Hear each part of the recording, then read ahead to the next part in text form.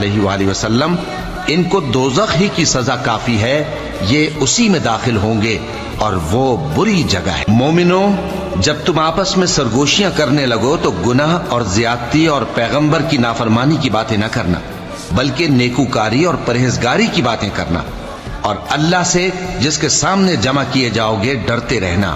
منافقوں کی سرگوشیاں تو شیطان کے اکسانے سے ہیں، جو اس لیے کی جاتی ہیں کہ مومن ان سے رنجیدہ ہوں، مگر اللہ کے حکم کے سوا ان سے انہیں کچھ نقصان نہیں پہنچ سکتا۔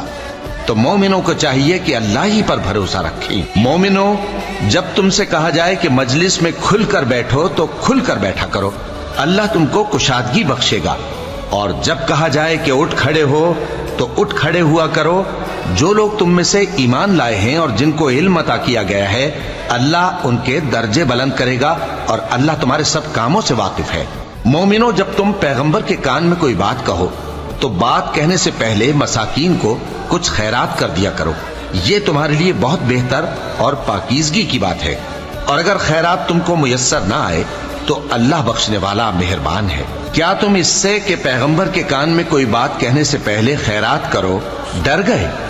پھر جب تم نے ایسا نہ کیا اور اللہ نے تمہیں معاف کر دیا تو نماز قائم کرتے رہو اور زکوٰۃ دیتے رہو، اور اللہ اور اس کے رسول صلی اللہ علیہ وآلہ وسلم کی فرما برداری کرتے رہو، اور جو کچھ تم کرتے ہو اللہ اس سے خبردار ہے۔ بھلا تم نے ان لوگوں کو نہیں دیکھا جو ایسے لوگوں سے دوستی کرتے ہیں جن پر اللہ کا غضب ہوا؟ وہ نہ تم میں ہے نہ ان میں، اور جان بوجھ کر جھوٹی باتوں پر قسمیں کھاتے ہیں۔ اللہ نے ان کے لیے سخت عذاب تیار کر رکھا ہے۔ یہ جو کچھ کرتے ہیں یقیناً برا ہے۔ انہوں نے اپنی قسموں کو ڈھال بنا لیا ہے اور لوگوں کو اللہ کے رستے سے روک دیا ہے، سو ان کے لیے ذلت کا عذاب ہے۔ اللہ کے عذاب کے سامنے نہ تو ان کا مال ہی کچھ کام آئے گا اور نہ اولاد ہی کچھ فائدہ دے گی۔ یہ لوگ اہل دوزخ ہیں، اس میں ہمیشہ جلتے رہیں گے۔ جس دن اللہ ان سب کو جلا اٹھائے گا تو جس طرح تمہارے سامنے قسمیں کھاتے ہیں اسی طرح اس کے سامنے بھی قسمیں کھائیں گے، اور خیال کریں گے کہ ایسا کرنے سے کام چل جائے گا۔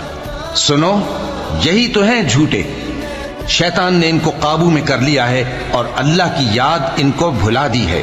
یہ لوگ شیطان کا ٹولہ ہیں، اور سن رکھو کہ شیطان کا ٹولہ ہی نقصان اٹھانے والا ہے۔ جو لوگ اللہ اور اس کے رسول صلی اللہ علیہ وآلہ وسلم کی مخالفت کرتے ہیں وہ نہایت ذلیل ہوں گے۔ اللہ نے یہ بات لکھ دی ہے کہ میں اور میرے پیغمبر ضرور غالب رہیں گے۔ بے شک اللہ زور آور ہے، صاحب اقتدار ہے۔ جو لوگ اللہ پر اور روز قیامت پر